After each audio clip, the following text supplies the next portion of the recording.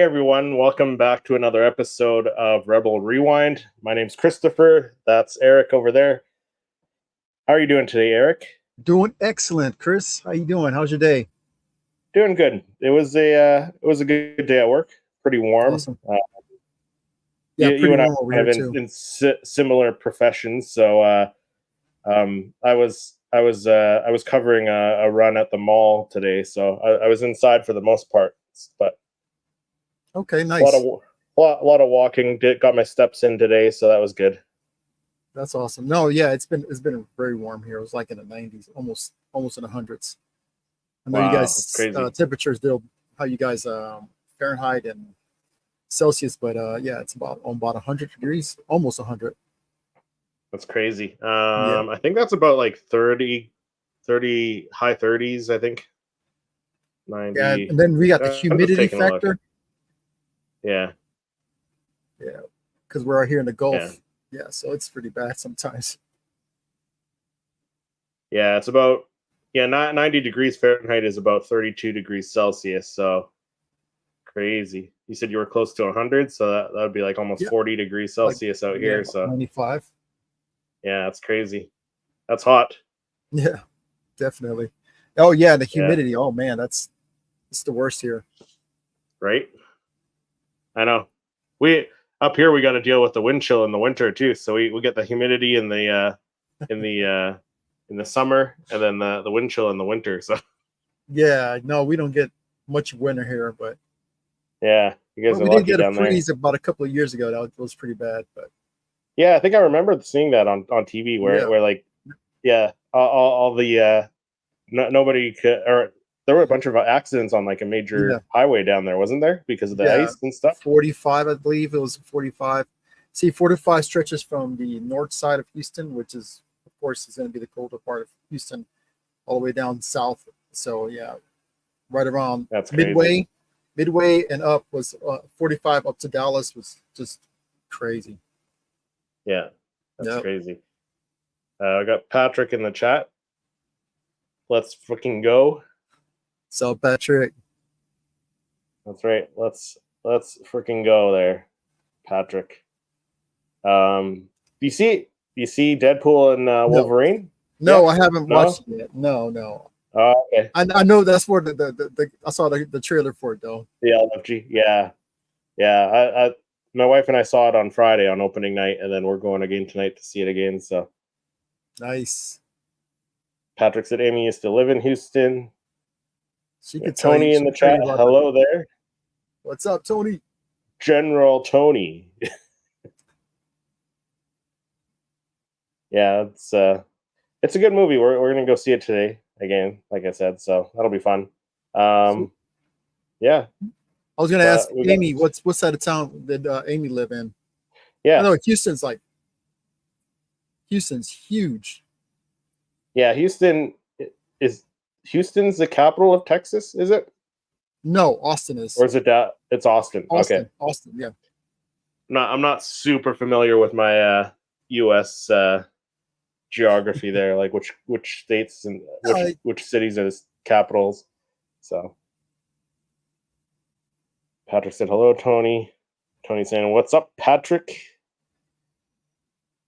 Yeah, so yeah, we got some stuff to talk about tonight, some more news and rumors like we do every week. Let's jump into our first article here, which has to do with Leslie Headland regretting not expanding on Vanessa Rowe's story.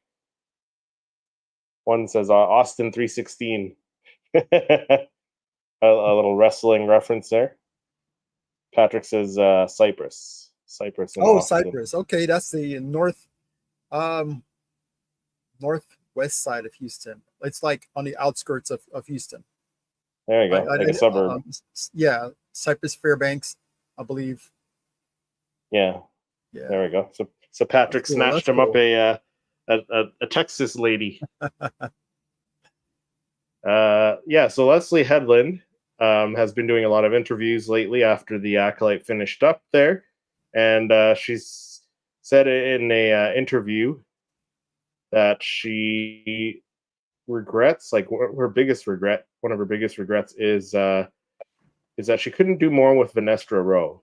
So Venestra Rowe is one of the few characters with a sizable backstory going into the show, and some fans were disappointed at how little we got to see of this fan favorite character, particularly when it came to understanding her change in persona from the books. And in this interview with Entertainment Weekly, Headland admitted that her biggest regret from the Acolytes first season was not being able to do more with Venestra Rowe. So Leslie said, that was something I kept trying to slip in, but there was so much.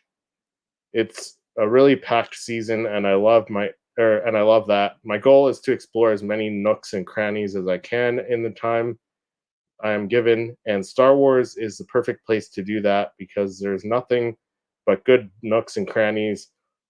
All of this world that's available to you that you can dig into. So, of course, there were things that I didn't get to explore.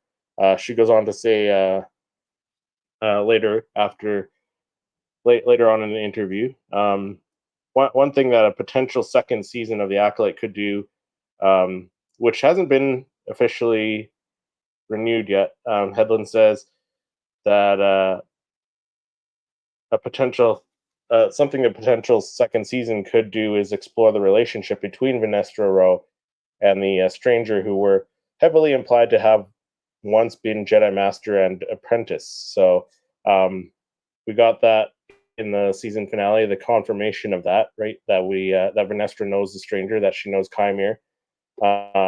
So Leslie said, I can't confirm or deny that is something we are thinking about, but I think if we're allowed to continue telling this story, you'll see more of Vern's story, Vern's history with the stranger and how that's affecting the decisions she's making now. And I feel like we've kind of got a little bit of a glimpse of that because she's kind of hiding stuff to protect herself there as well, like hiding her history with Chimere, the stranger there.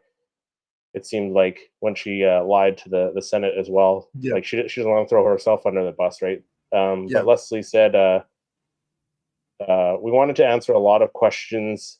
We wanted to show Chimere's master. We weren't going to wait for a second season for that. We wanted to wrap up the twin storyline. We were not going to leave everybody hanging. They still sat through all of this, and we want to reward people for watching. The dangling of other stuff, especially the legacy stuff, like what's Manny's name, Yoda, Plagueis, and what the background is with Venestra and her relationship with the Senate, and how she's going to unfold this sort of internal review of the Jedi. Where does that lead? So it was a lot of how is this going to fit in to what we see later, and that was the step I wanted to save for the tease, as well as Osha and the stranger's relationship. I felt like that was a really good thing to tease as well. Mostly, I need a full season for that.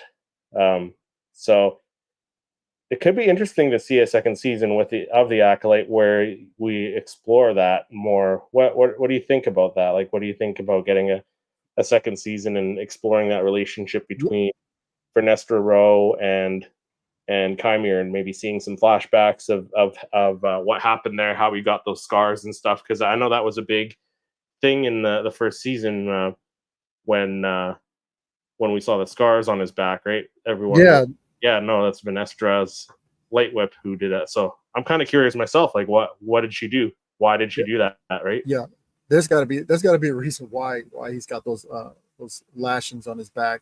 What line did he cross? But yeah, definitely one. That's something worth exploring. I think that's would be a good story to continue on and find out a little bit more about that story. Yeah, but they had a lot going on in this show. It's kind of impossible to get all these story kind of like and get it all done in one season. But I think this was definitely worth exploring. Fun fact, I didn't know this, but Leslie Headland and Rebecca Henderson are actually a couple, or a married couple.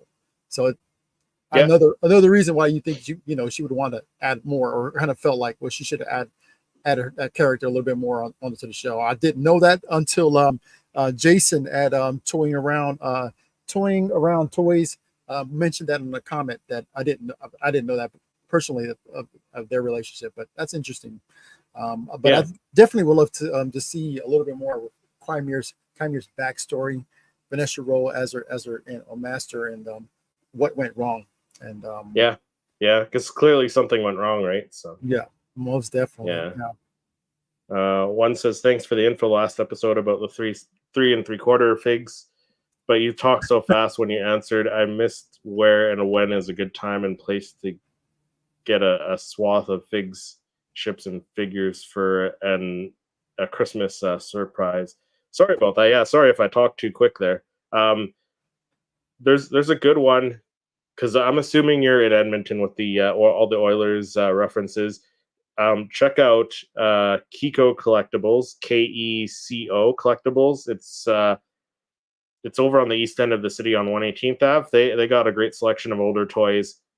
Facebook Marketplace, you can always look for stuff there. And then the Edmonton Collector Con is a good one to go to in it should be coming up in October, end of October or November. You can check that out when it's in when that's on there.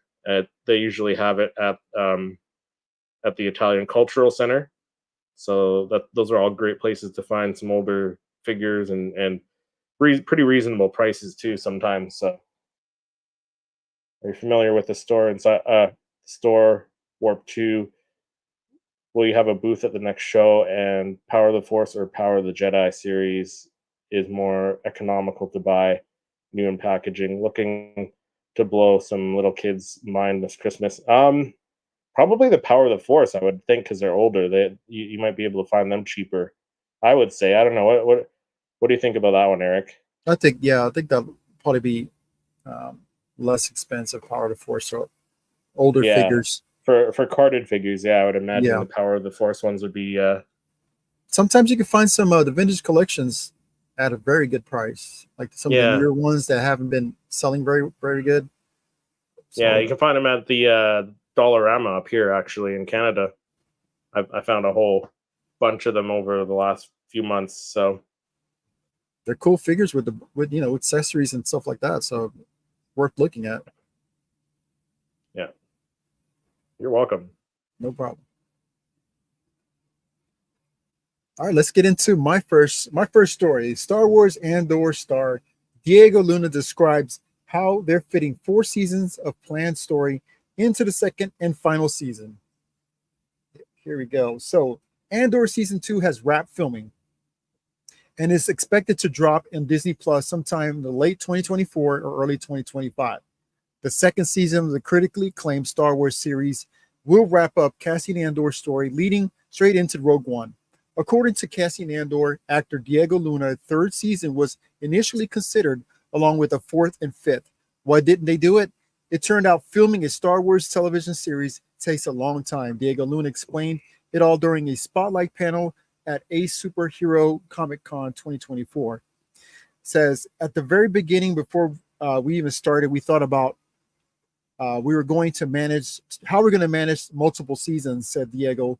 And then the first season took 2.5 years of our lives. So we said, there's no way we can do this for 5 seasons. It said, I'll be with a cane pretending to be on my way to Rogue One, Luna continues. Tony comes up with a great idea of doing 4 blocks, and each block is a year before Rogue One. It's the last 4 years, basically. So there's a time jump every 3 episodes of a year, says Luna. So it's fascinating. So every 3 episodes is going to be a time jump, if I'm understanding this correctly. So he says it's fascinating for you because there's a whole chunk you're going to have to come up with. I think he's talking about the director. There's a big chunk you're going to have to come up with because there's always this kind of time jump. It's a great tool and narratively, it's very interesting to watch. I love time jumps into stories because all of a sudden you get new characters along between these time jumps because you meet organically you meet new people. So maybe we'll get some of the characters that was part of the Rogue One Yeah. mission. Yeah, So, Orson Krennic. We already saw Saw yeah, Gerrera, Saw so Gerrera. we'll probably get him more. But yeah, maybe we'll see other characters getting closer. K2SO is a big one that we should see at some point in the second season. So I like to see Two Tubes, some of the other Marauders, those characters and background characters. It'd be awesome to see those back again. Yeah. So I'm super psyched for this. I can't wait for this. Yeah, I'm excited for it. Andor season 1, I loved. Like that's my second favorite Disney Plus series next to The Mandalorian. Even with The Mandalorian's third season, that wasn't as good as the first two. And Andor's up there with that. So really excited about it. And the time jumps could be cool, like you said. Like it kind of moves the story along a little bit quicker. And to be honest, like The Mandalorian could do with a little bit of a time jump too, because how long can they just keep Grogu as this young 50-year-old infant that doesn't talk, right? Like at some point you gotta do a little bit of a time jump where he's a little bit older, maybe he's talking. So I'm kind of hoping we see a bit of I would think we're gonna get some sort of time jump in the Mandalorian movie, or maybe that time jump has already taken place when we see the Mando and Grogu movie. But yeah, I'm good with the time jump in Andor. It makes sense, right? There's a lot of ground to cover. I'm not sure how I'm going to be able to cope with the idea of Grogu actually speaking words. Would it be like Yoda? I doubt it, but because he had his master, he was trying to I guess. I mean, he's been around a lot longer. We saw Yaddle in Tales of the Jedi, and she talked. Yeah, she spoke normal. So I would imagine Grogu would talk pretty normal as well. Yeah, but it's going to be kind of hard to grasp the idea of him actually speaking words. Yeah. One is asking, what did you find at Dollarama? Let's see, maybe I can supplement his/her gifts. So I found vintage collection figures, and what are the retro series ones? I don't have them near me right now, but like sometimes you can find them. Check out. Yeah, there's a video. I'll throw it in the comments. Let me bring up that video. I'll throw it in the comments if I can grab that. I think it's like it's like our Five Below, I believe. Yeah, it's very similar. Yeah, because I got them for like $5 each, so it's pretty much like a Five Below down there, which is cool. But they don't always have the Star Wars figures. You kind of have to keep an eye on. I follow a couple of groups on Facebook that I keep an eye on, and sometimes they'll post stuff in there. But I have found some Star Wars items there pretty regularly as well. I find more stuff at Ross than I do at the Five Below. But then you do find some stuff, but not as frequent. Yeah, let me just bring up one of my hunts. I'll put it in the chat for you to check out.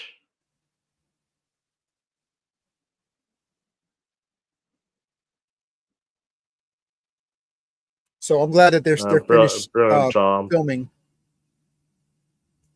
Yeah, right? No, I know. So it should come out later this year or early next year, which kind of leads into my next story here, because one of the next stories later on, because that has to do with what should be the next series, what was rumored to be the next series, but apparently there's trouble with that. We'll talk about that one later. But my next article on the Bespin Bulletin, Star Wars, Mandalorian, and Grogu set photos confirm a return to Navarro, which is exciting because we've been to Navarro every single season of The Mandalorian. So 2 weeks ago, Making Star Wars shared images of a set being built in El Segundo, I guess is how you pronounce it. Segundo. And Segundo. Yeah. There we go. I think it's Spanish for the second. I don't know what that's got to do with. Yeah. But, yeah. Do we know where that is? Is that? I'm assuming that's in the States. Yeah. It's in California. I believe that's in California. Okay, that would make sense. So sets were being built there, and it's believed that it could possibly be Navarro. Today, the Star Wars Insider has returned to the location, snapped more images, and confirmed a return to Navarro for Din Djarin and Din Grogu. So taking to the threads, MSW wrote, Making Star Wars wrote, I can confirm the planet Navarro will return in The Mandalorian and Grogu. As you can see in the photos I took, the panel's ballasts, the planet's ballast, planet's bassets is being constructed around architecture, and there are piles to cover the ground. Note that the turret structure has been wrapped in black, covering it to keep it clean. But the basalt surrounds it. So if you take a look at the images here, so yeah, there's that set pieces covered in dirt to protect it from getting dirty from all the basalt. Yeah, these are pretty grainy photos, but looking from the dark soil, it does kind of have, and the trees, it does have like that Navarro vibe. It's certainly not a surprise that the Mandalorian and Grogu is returning to Navarro, as I mentioned, because it's shown up in all 3 seasons of The Mandalorian. And given the tragic passing of Greef Karga actor Carl Weathers earlier this year, it'll be interesting to see how they handle Weathers' passing in the show. Navarro and Karga are strongly linked, as Karga became the High Magistrate of the planet in the last season of the Mandalorian.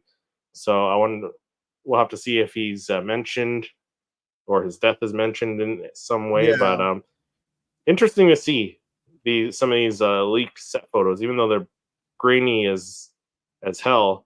You kind of like Can you see Kawaki monkeys style of on the the tree? trees.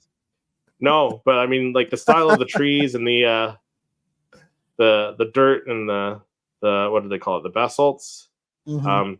Has that same look as like Yeah. Navarro, right? The same trees here, the same kind of dirt. So it's cool to see these leaked images. I always liked seeing leaked images when they were making the movies, when they were making the sequels, when they were making the prequels. When they leaked images, it was neat to Yeah. see that kind of stuff. So I always enjoy seeing this stuff. But what are your thoughts on No. going back to Yeah. Navarro? Yeah. No. That's one of my favorite planets. And Tatooine, I love going back to Tatooine also. Yeah. But yeah, Navarro is just awesome. I like to see like his. I don't know. We saw his place, but what else is around his location, his actual house. So but kind of cool if we get to explore some of that on the next season. It's neat because every season, like it went from this dump of a planet where like nothing was growing, and then like Greef Karga, cleaned it up a little bit, like bit by bit, and then the 3rd season, like it was all nice and clean, and they had the school running, and they had their own marshal again running the town, so or protecting the town. So transformations in the city. Yeah, Oh, so that's it's cool. very cool to see. No, I love seeing set images. Yeah. Oh, I'm super psyched. But all right, on to my next story here. So the next Star Wars show, Skeleton Crew, is a Star Wars show for non-Star Wars fans, although you can enjoy it too, says John Watts. So John Watts wants Star Wars Skeleton Crew to appeal to all viewers, whether they're familiar with the franchise or not. Speaking to a crowd at CCXP Mexico City 2024, Watts revealed some details about the storyline.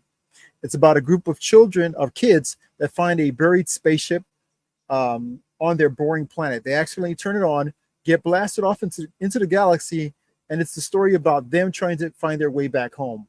Since the storyline is being told from the kids' perspective, you can watch the Skeleton Crew without having ever seen any other Star Wars movies or television shows.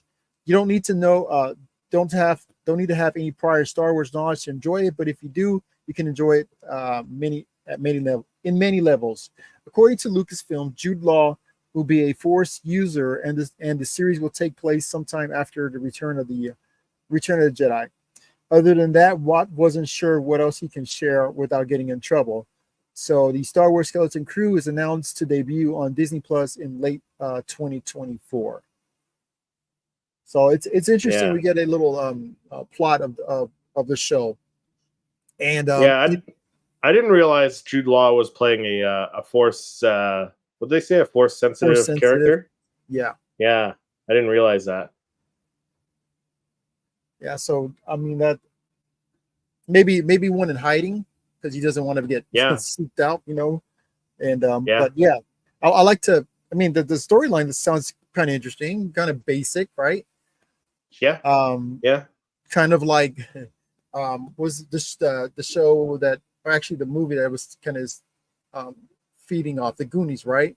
The Goonies. Yeah, Yeah.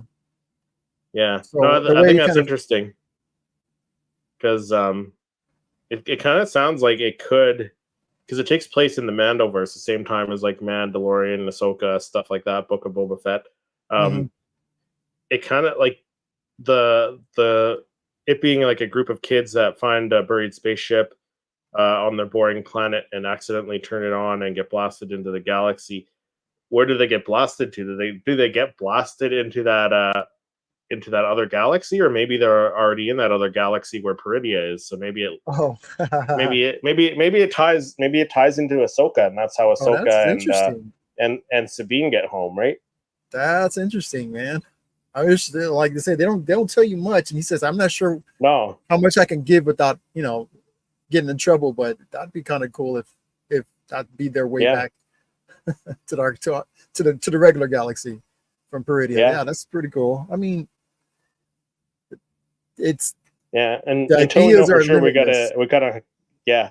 And until we know for sure, we have to kind of come up with our own theories and Right? ideas of I like what's that going to idea. happen, right? So, yeah, it could, right? Maybe they're already in that other galaxy, and that's maybe they get blasted onto that planet there, and they meet up with Ahsoka and Sabine, and at some point they find their way back home before the big Mandoverse Infinity War movie where they Right? all fight Thrawn, right? So They were I already guess we'll have working to on that see. one. So yeah, Yeah, so should be interesting. I Hopefully that like that comes out theory. soon. Yeah. So on to my next little article. I thought this one was a pretty good read here. So again, the Bespin Bulletin posted this They got just some good last stories week there. there. So yeah, so Star Wars: The Mandalorian and Grogu filmed time-sensitive scenes, principal photography to begin within 3 weeks. So the main chunk of photography will start in 3 weeks, but they filmed some time-sensitive scenes.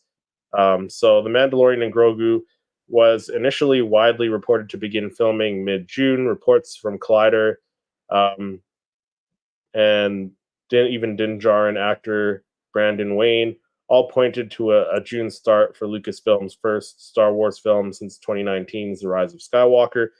June has come and gone with no updates on the start of filming. Over a week ago, they reported that principal photography on the Jon Favreau flick uh, had yet to begin despite initial plans for an official June start. The delay in filming is absolutely nothing to worry about. The Mandalorian and Grogu isn't set to hit theaters for another 22 months, so they still got plenty of time, over a year, like over a year and a half, actually. Yeah, but Um, don't please don't yeah, wait till don't try to do this at the yeah, last no, minute. no. But Lucasfilm have plenty of time to make sure the script is standard, and principal photography would run around 3 to 4 months, giving the production plenty of time in post production. But a reliable Star Wars insider making Star Wars has offered an update on the situation on the upcoming flick via the social network Threads. Making Star Wars, who recently shared images of sets being built for The Mandalorian and Grogu, revealed principal photography has yet to begin, though Lucasfilm did film scenes with a limited cast, likely due to Hmm. uh, time sensitivity around certain cast members. Making Star Wars added that principal photography wasn't considered to be the more the principal photography, what's considered to be the more official start of filming, with which will occur in El Segundo in around 3 weeks' time. So you can check out his whole post as well. But after confirming these set builds, he said that he can confirm that a few scenes have already been filmed, again with limited cast for undisclosed reasons, probably due to cast time sensitivities, like we said. What we usually call the start of principal photography for Star Wars: The Mandalorian will begin at the train yard in El Segundo in about 3 weeks. So Pedro Pascal, the internet's daddy and leading man of The Mandalorian, is a busy fellow, to say the least. So Pascal started his year off by shooting scenes for The Last of Us Season 2 in Canada in February, later arriving in New Mexico to shoot for Ari Astra's Eddington, then heading to New York to film Celine Song's The Materialists, possibly taking part in Gladiator 2 reshoots. And then, of course, he's going to be in the Fantastic Four, which will film for the rest of 2024. So the time-sensitive shoots that may have happened could possibly have been Pedro Pascal shooting his stuff, apparently. Or that's what is being implied, at least. Mm-hmm. Which is, that's cool that they could that they may have already filmed scenes with Pedro Pascal, because clearly he's busy filming all that other stuff, right? So Yeah. Get the stuff with him in the armor shot, and then he can do all his voiceover stuff later, which is what I would imagine they're doing. But what do you think? Isn't his was it body double Brandon Wayne? Yeah, because Brandon Wayne will be in this suit the most of the time. Yeah. Like, so the only thing that could be this time sensitive shoots before principal photography starts. Like I said, Pedro Pascal having some time to actually come in and shoot his scenes where he's maybe has the helmet off again, right? Where you see his face, where like everything else he can just do the voiceover work later on, right? And they can add it in later. So what are your thoughts? No, that sounds about right. Yeah. Yeah, because he's Kay said, yeah, so no helmet scene. Yeah, that's what I'm thinking, a no helmet scene, right? So that's the only reason you would need Pedro there in person. Yep. Well, definitely. Yeah. Or it could be like maybe even something insignificant, like him just going to the room or somewhere just to eat out of public eye or something like that. Yeah, in case he's with the group or whatever. But it could be something significant or something not that significant. But it's interesting that they do have that. They did shoot his stuff. Yeah. Or it appears to be his stuff.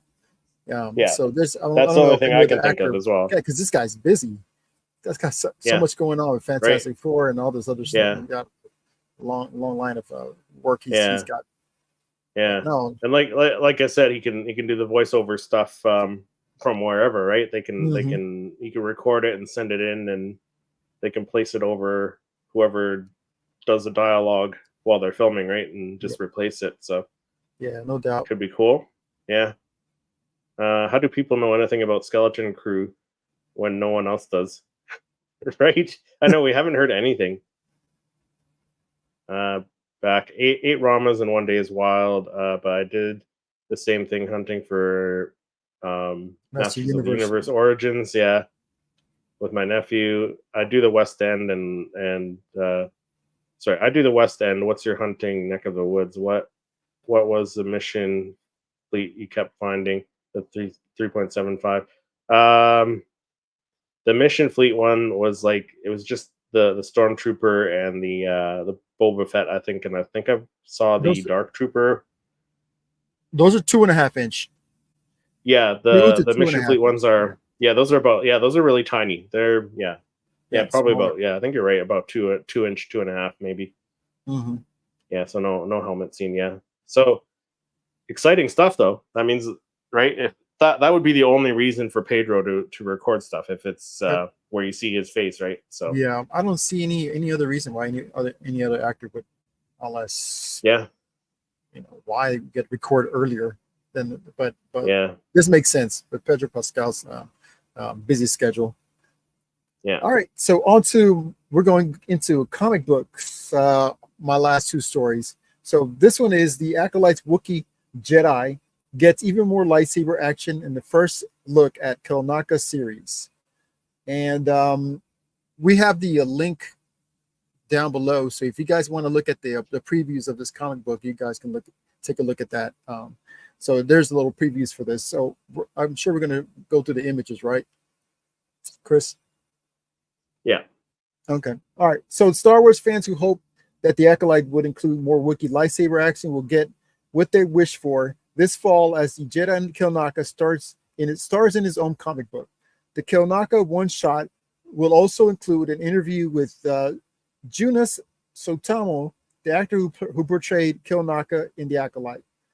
Not much has been revealed about the plot of the Kelnaka one shot, but the previews open with the Wookiee Jedi in the middle of a fierce battle with a Padawan on his side, and then Kelnaka appears to be fighting a Nihil. The Nihil, sorry, the Nihil are the most prominent villains in the High Republic era. I don't know much at all about the High Republic era.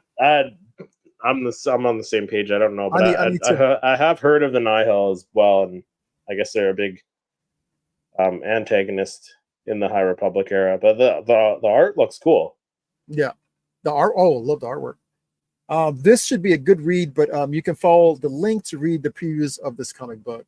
So the images look stunning. I love the artwork.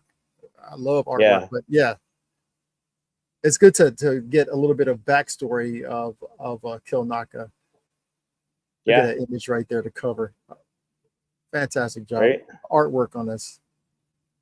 And I'm all for getting I'm all for getting backstory of other characters too. Like if they wanted to do a Soul comic book, like that's the thing. You don't need all this backstory in TV shows and movies.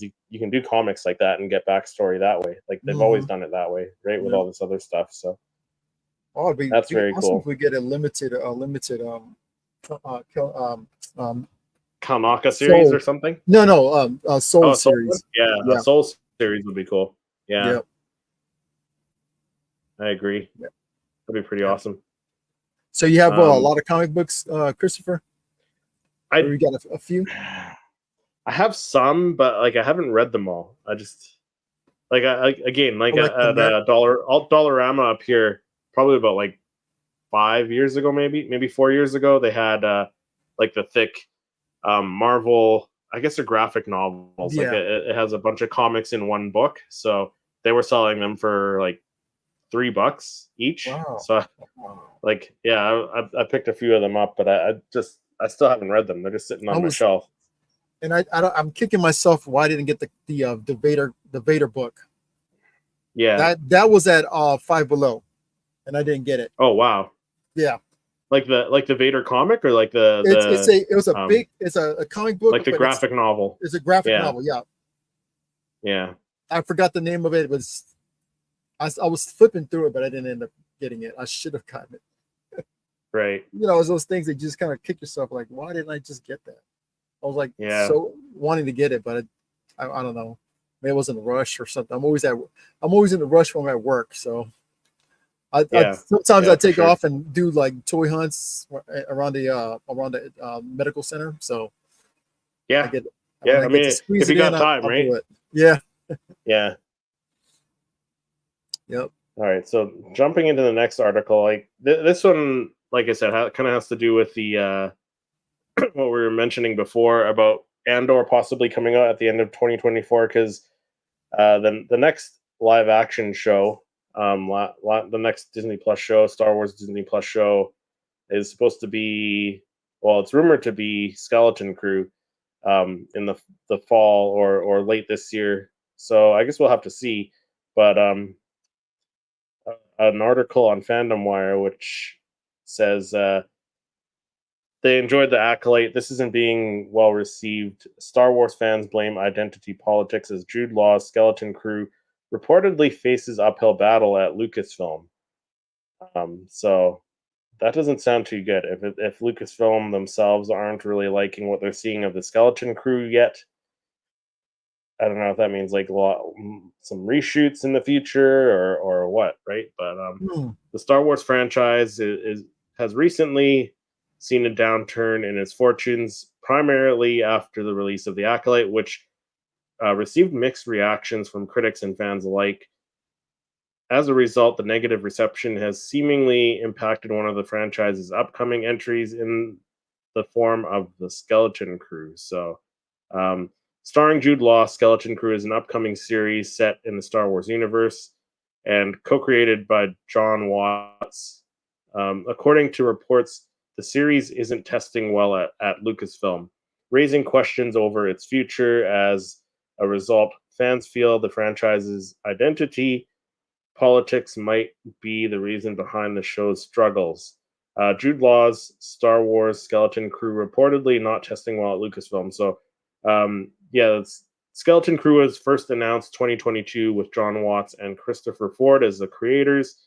The series is set after the events of Return of the Jedi and follows the four children, which we talked about in Eric's previous article there. But despite being announced 2 years ago, the series has yet to receive a release date or reveal of any major promotional material. There's been no trailer. According to Bespin Bulletin, these delays might stem from the series testing poorly at Lucasfilm. So, like Eric said, all these links will be in the description below, so you can check out the full articles. But this is a Bespin Bulletin Twitter post or X post or whatever you call it. Skeleton Crew, according to at the Rocha, says isn't being received very well at Lucasfilm. This echoes similar statements made by both myself and Making Star Wars. We've been hearing similar things for a long time, certainly since last year. Just keep expectations in check. So, as the tweet indicates, Skeleton Crew isn't receiving positive reactions at Lucasfilm. The alleged poor internal reactions could explain why the show hasn't been in production for so long, or could explain why the show has been in production for so long. While the series is reportedly slated to release in 2024, there has been a clear lack of marketing for the upcoming addition to the Star Wars universe. In contrast, The Acolyte revealed its first footage almost a year before the release. Hence, the lack of a marketing push is concerning for the Skeleton Crew's future. So maybe it's going to get canceled. Who knows? But what are your thoughts? Like, what do you think? Oh wow, It's kind of not sounding too good. well, yeah, but I'm trying to figure this all out. I mean, I'm not good with a lot of these phrases of what is this identity politics. That doesn't make it doesn't ring. I mean, what I have no earthly idea, but interesting. All of this, it's just doesn't make sense. But yeah, it's a kids show. Just make it a fun show. Don't put your politics in it. Is this what you're talking about? Identity politics? Just keep it for kids and don't keep your politics out of it. Just make it a fun show. And you have a force sensitive Jude Law's character, and you have kids. Just center about that. Center your story on that. And I don't understand what's the problem. I'm not too sure about the identity politics either. But yeah. I don't know. Like, what are your thoughts on it possibly being canceled? Because like the article says, it's supposed to come out in 2024. Yeah. We still haven't seen a trailer. We haven't seen any. We saw a poster. We saw a poster. I mean, we saw a poster. Yeah, that probably shouldn't have been out in public, right? So, right. Somebody needs to snatch it up if they cancel this. It'll be like 1-in-1 poster. No, but it's sad if they let whatever identity politics stop a show like this. Just keep it make it a fun show for kids. And like I said, you don't have to be a Star Wars fan to to get this because the writer, the director, said so, and I just keep it for kids. I don't know. Yeah. Oh, Yeah, I agree. KG said might. Yeah. Yeah, you said Right. uphill battle at Lucasfilm. Yeah. So Patrick was I'm still trying to Patrick's figure this out. right. Patrick says I was hoping Skeleton Crew would be good. The pitch of Stranger Things Yeah, / Goonies like adventure in Star Wars. Yeah. that's what I heard. I Same was like, here. how's that not sound good to Lucasfilm? I mean, this is you guys' baby. Why are they turning their backs on this? I don't get it. Yeah. Who knows? So the identity politics, it says, because like I'm not too sure about that either. It says it's a tendency for people of a particular religion, ethnic group, social background, etc., to form exclusive political alliances, moving away from traditional broad-based party politics. Hmm. Yeah, I don't know. There's a saying on the Office says, "Explain to me like I'm a 5-year-old." Yeah, right. Says Steve Carell. Yeah, I don't understand the term, but all right. It's sad if they're going to cancel it for this this identity politics. I have no idea. Yeah, It's just if you guys are concerned about all that bringing the politics in it, just make a good story for, like you yeah, said, non-Star Wars fans and Star Wars fans alike to enjoy it.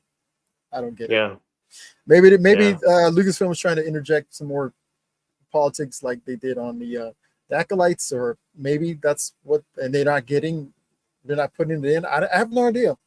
On to my next yeah. story. We'll have to wait and see. Yeah, Yeah, exactly. If they continue doing this this show, I hope they do. It sounds promising. All right. So this is the last story for today, or at least my last story. The world of the Acolyte expands with 5 brand new comic books or books unveiled at San Diego Comic Con. So we saw a story on the Kel Naka comic book, but it says Kel Naka and Venestra Rowe will get new novels and comics to further their story. First on the list to nice. receive their own set of stories in this is the Wookiee Jedi, who many have argued was underutilized in the Acolyte. Also announced at the San Diego Comic Con was the Acolyte's Wayseeker, a series following Venestra Rowe as she learns to navigate her place in the Jedi Order. Venestra spends more than a decade exploring the Outer Rim as a Wayseeker and doesn't feel compelled to rejoin the Jedi Order until Master Indara comes calling her. Also coming down the pipe for Star Wars Publishing is a untitled YA novel from Arthur Tessa Gratton, which follows Jeki Lon, yes, another Jedi who meets a sad fate in the Acolyte. Coming in February 2025 is the Art of Star Wars: The High Republic Volume 2, featuring exclusive concept art, character and costume sketches, vehicles, and creature designs. Also getting a brand new comic book. Oh, sorry, a brand new art book is Star Wars Outlaws. The book will be released in June of 2025 and comes from Dark Horse Publishing. Lastly, Nice. Star Wars And is also, there's some images of it too here. Art of the yeah, High Republic. yeah, I dig the artwork and the Yeah, Outlaws. I like that. Yeah, the digital artwork it seems like. So lastly, Star Wars also releasing a new art book for the Acolyte Season 1. This book will feature interviews with key creatives involved with creating the series and giving a firsthand account of how the production team brought this new world to life. So yeah, I'm down for. I'm down for that. Yeah, I love the art books, especially the big thick art books. I'm more of a yeah. visual person. I haven't gotten any of them, like because they've done ones for like each of the films. They've done one for each season of The Mandalorian, I believe, where they're like the art of The Mandalorian, the art of whatever movie. Like I've seen them around. I haven't gotten any yet, but yeah, I'd be I'd definitely be interested in picking these art books up. Yeah, Like yeah. maybe not the comics, but I mean the comics also sound like very cool stories. Hmm. I can't find the time to read them with with work and Yeah. doing videos and stuff. So, but No, no, I hear yeah, you, man. I've got a big box of comic books. I have yeah, the time to read them. yeah. K said woke Woke, slash anti anti-woke. woke. Okay. Yeah. Um, K also says, "Ooh, does that possibly mean more Chimera? That'd be cool. I would love to Yeah. get more backstory into him, whether it's in books or Yeah, the hopefully a second Vanessa Rowe. season. Yeah, Well, yeah, hopefully a second season of the Acolyte to explore that. That would be cool. probably I wouldn't mind if they mentioned the Chimera, or whatever his real name is, because I know Chimera is probably just the name that he utilizes to be this bumbling fool. But Yeah, yeah, that character, right? Probably see him in the Vanessa Rowe comic book, maybe as a young Padawan or something like that. Who knows? yeah. Patrick said, "Got to run, fellas." All right, thanks for hopping in the chat, Patrick. Awesome, Pat. Appreciate it. Thanks for hanging out, man. So Yeah, yeah, this is could be a bunch of interesting. stuff coming out. Yeah, yeah. I'm excited for the books. The books could be cool. Like you said, like I too like the artwork stuff. Um, like I said, the comics would be cool. I don't have time to read all of them and stuff, so I kind of just stick to the movies and the shows and stuff. But the art books could be cool. Yep. Very It's good to cool. have some like backstories on some of these characters, and Oh the only yeah, way you get them absolutely. is through comic books. Yeah, yeah, for sure, for Mm-hmm. sure. But I think that just about does it for this week's episode of Rebel Rewind. This was Kay fun. also says, "Love the Andor shirt, Eric." Yeah, I got that from Christopher. Yeah, from the giveaway, Yep. Yeah. Had to support Andor. We're talking right? about Andor season 2, so yeah. Yeah, Kiko is for sale. Are you feeling entrepreneurial? Not really. Kiko, what is I don't that? have the fun. It's a collectible store here in Oh, Edmonton. Apparently, it's for sale, but I don't have the money to buy a collectible store, and I don't have the know-how either to run it. So, and that Vader shirt is also yeah. badass. Yeah, this is the one my wife made actually. I think you're telling me your wife made this one too. So we got Yeah, two she did. Yeah, yep, she did do that one. So, customs from your wife. Shout out she to your said wife. nice. Leave a link to your wife's channel, or I mean, she has a Instagram. Yeah, yeah, I'll put her Instagram in talented. the chat if you want to. And she does decals too, so like card decals as well. So Cool. I'll yeah, let me grab the link here and I'll drop it in the chat.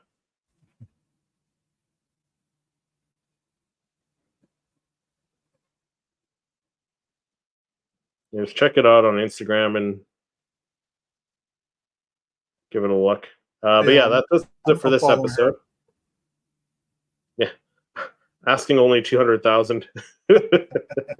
Yeah, a little out of my price range. Oh wow, sweet. Yeah. But yeah, thanks everyone for watching and chatting with us and giving us her. your opinion on these articles. Next week we'll have another batch of articles, some more rumors, some more news, and we'd love to hear your thoughts again. So Hopefully, we'll get a join us trailer next week, sometime soon. and hopefully, yeah. But yeah, we'll see everyone next week. Thanks for watching, and may the force be with everyone.